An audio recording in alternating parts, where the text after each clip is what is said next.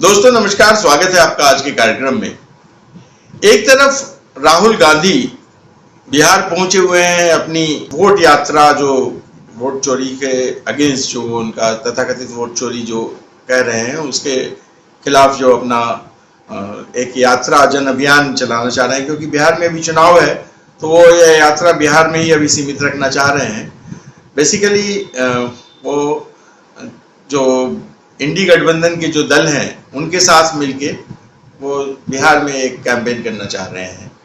जो उन्होंने अपनी कथित तौर की जो उपलब्धि हासिल की है पीडीएफ प्रेजेंटेशन से, और उसका जवाब दूसरी तरफ दिल्ली में चुनाव आयोग ने जोरदार ढंग से दिया है।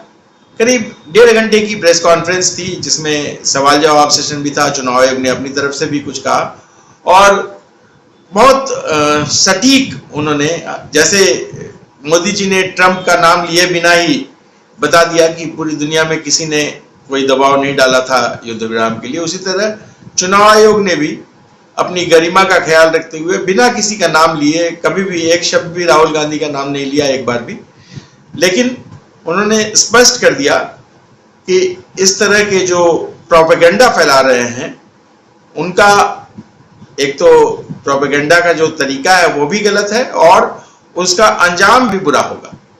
तो उन्होंने दिखाया कि कैसे, बताया कि कैसे जो उस क्षेत्र का, किसी भी क्षेत्र का आदमी जो होता है उसको क्या अधिकार है किसी भी शिकायत को दर्ज करने के लिए, और मतलब उसको ये भी बताया कि अगर क्षेत्र के बाहर का है, जो चुनावी क्षेत्र के बाहर का है, तो उसको क्या अधिकार है चुनाव आयोग के जो लिस्ट है, वोटर लिस्ट है, उस प्रक्रिया में संशोधन करवाने के लिए, और उसकी जो समय सीमा जो किसी भी वोट की या चुनाव परिणाम पर जो बात करने की जो समय सीमा होती है वो भी बताया उन्होंने। और साथ ही यह भी बताया कि यह पूरा जो संविधान है और ये जो पूरी नियम कानून जो बनाए गए हैं ये आज नहीं बनाए गए हैं। मुख्य चुनाव आयुक्त ने साफ कहा कि ये जितने लोग यहाँ बैठे हुए हैं उन सब के जन्म से पहले के ये कानून बने हुए हैं और ये कानून अभी तक चलते आए हैं। ये नया जो खोज लेकर आ रहे हैं लोग, अब आप समझ सकते हैं लोग का मतलब कौन, जो राहुल गांधी और जो लोग हैं, जो लोग वोट चोरी नया एक ड्रामा शुरू किए हुए हैं, ये जो नए आरोप लेकर आ रहे हैं उसको वो साबित करें। भाई चुनाव आयोग ने कहा कि हमें कोई कानूनी कार्रवाई करने में, उसने सबसे पहले कहा कि हम किसी के पक्ष में भी नहीं है, ना हम विपक्ष में है न पक्ष में है, क्योंकि चुनाव आयोग के लिए सारे दल बराबर हैं। सारे दलों का जो निबंधन होता है, रजिस्ट्रेशन होता है सारे दलों का, वो चुनाव आयोग के अंडर ही होता है। तो सारे लोग, जैसा कि चुनाव आयोग ने शुरू में कहा कि सारे जो दल हैं वो चुनाव आयोग के ही जरिए हैं, तो चुनाव आयोग सबके पक्ष में है। किसी की बात नहीं सुनना या किसी की बात सुनना इसके चुनाव आयोग की प्रकृति में नहीं है। लेकिन अब जो आरोप लग रहा है कि सरकार के साथ मिलकर चुनाव आयोग गड़बड़ कर रहा है, तो उस पर चुनाव आयोग ने पूरी की पूरी अपनी 1.5 घंटे की प्रेस कॉन्फ्रेंस में उन्होंने पहले तो जो अपनी तरफ से जो बातें थी वो कही, और जो उनके ऊपर हाल फिलहाल में जो आरोप लगाए गए हैं उसकी भी उन्होंने सफाई दी, और उसके साथ ही उन्होंने जो वहां पत्रकार मौजूद थे उन लोगों के सवालों का जवाब भी दिया। एक दो पत्रकार ज्यादा एक्साइटेड थे। एक लगभग 70 साल की आयु के एक फ्रीलांस पत्रकार हैं प्राणंजय जी, वो थोड़ा जोश में आ गए, खड़े होके उन्होंने सवाल पूछा, लेकिन वो कुछ उटपटांग सवाल पूछने लगे कि बरसात में क्यों चुनाव आयोग को ऐसी क्या जल्दी थी कि बारिश के समय में ये स्पेशल इंटेंसिव रिव्यू करने लगा, जो एसआईआर का जो प्रोग्राम है।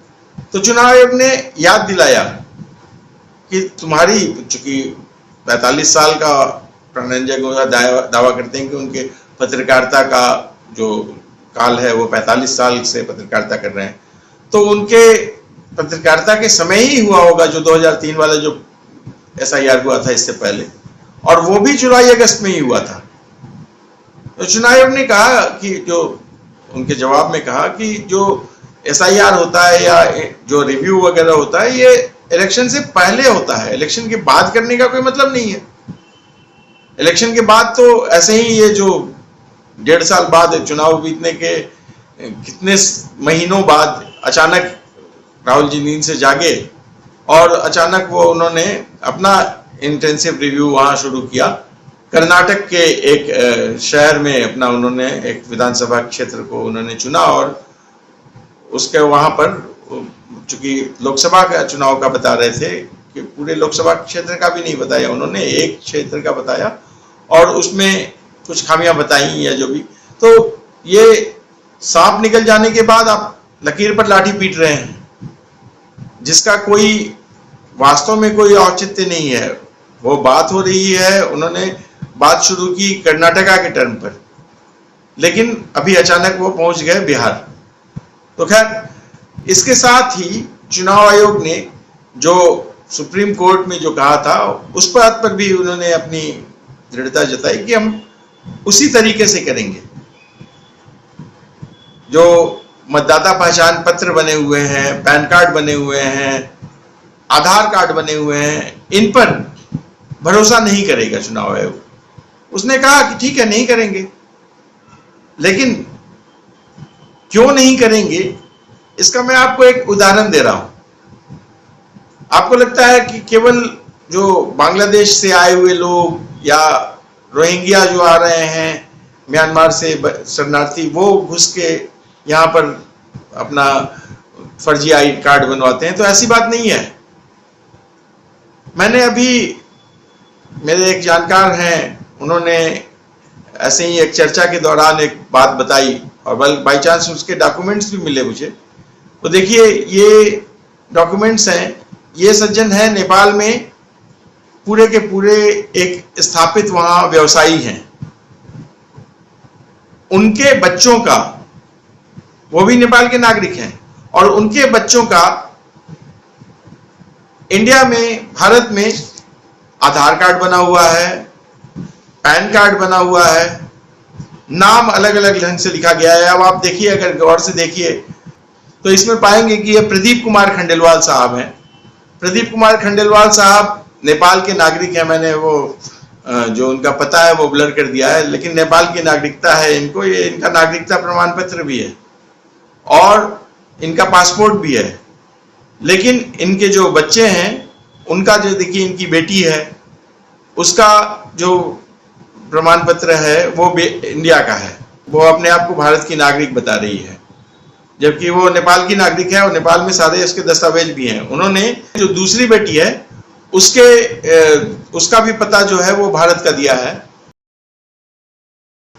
एक मजेदार किस्सा है कि इनके जो प्रदीप खंडेलवाल जो हैं, इनके पिता का नाम इनके अपने जो पासपोर्ट है या वोटर आईडी कार्ड है वहां का, नेपाल का जो नागरिकता प्रमाण पत्र है उसमें नहीं है, लेकिन बेटी ने उनके अपने दादाजी का नाम भी जोड़ दिया अपने दस्तावेजों में।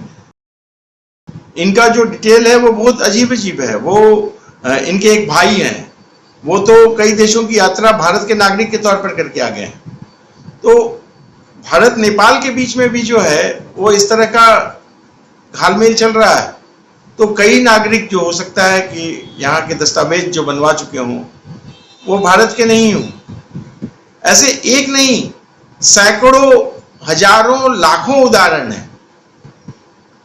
अगर 60 लाख मतदाता, 65 लाख मतदाता अगर इसमें से स्पेशल इंटेंसिव रिव्यू में से कम हुए हैं, तो केवल वही नहीं है जो मृत पाए गए या माइग्रेट हो गए हैं, किसी दूसरे राज्य में बस गए हैं। वो वैसे लोग भी हैं जो किसी और जगह से आकर यहाँ भारत में अपनी नागरिकता का दावा कर रहे हैं, अपना चुनाव में वोट भी डाल रहे हैं। आपको याद होगा कि पहलगाम हमले के समय जब पाकिस्तानी नागरिकों को वापस भेजने की कवायद शुरू की गई, तो एक पाकिस्तानी छात्र था जो वहां भारत में कश्मीर में रह रहा था, उसने तो दावा किया कि वो 2 बार वोट डाल चुका है, तो उसको क्या आप भारत का नागरिक मान लेंगे? ऐसा जो अभियान है, अभी चुनाव आयोग ने इनको चेताया है कि ये अभियान अभी यहां खत्म नहीं हो रहा है, अभी इसके बाद बंगाल में भी होगा, असम में भी होगा, और देश के विभिन्न क्षेत्रों में होगा जहां जहां चुनाव आयोग को लगेगा कि यहाँ स्पेशल इंटेंसिव रिव्यू करना जरूरी है। अब इस पर जो राहुल गांधी अपना जो चौकड़ी जो जमाए हुए हैं, इनके साथ कई सारे लोग पहुंचे हुए हैं मिलने के लिए। इनके साथ अभी कई दिनों तक अब बिहार में ड्रामा चलेगा कि चुनाव वोट चोरी हुआ, जबकि इनके आरोपों की हवा पहले दिन ही निकल गई, पहले दिन ही इनकी धज्जियां उड़ गई।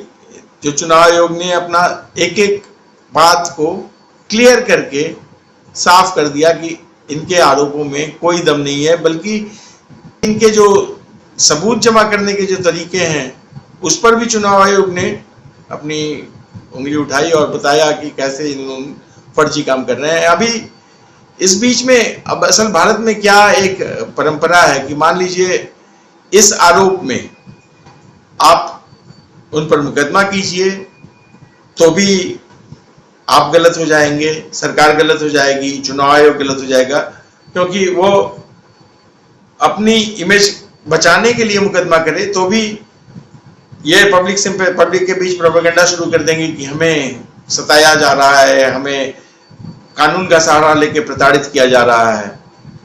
और अगर चुप रहे चुनाव आयोग तो भी उसके खिलाफ माहौल बनते रहेगा। अब देश की जनता इनकी बातों को समझ चुकी है। इस वोट तथाकथित जो वोट यात्रा है, इसका रिस्पांस क्या होगा, आम जनता तो इस पर रिस्पांस नहीं देगी, लेकिन कार्यकर्ता जो हैं वो इसको चुनाव के पूर्व की रैली के तौर पर देख रहे हैं और उसका पूरा फायदा उठाने की कोशिश करेंगे। अभी राहुल गांधी और तेजस्वी यादव और जो बिहार के जो विपक्ष के जो नेता हैं, जो लोग इंडी गठबंधन वाले, उन लोग साथ में जाकर क्या करते हैं अभी देखना है। आज के वीडियो में इतना ही। अगले वीडियो में फिर किसी और मुद्दे के साथ आपके सामने उपस्थित होंगे। तब तक के लिए धन्यवाद, नमस्कार, जय श्री राम।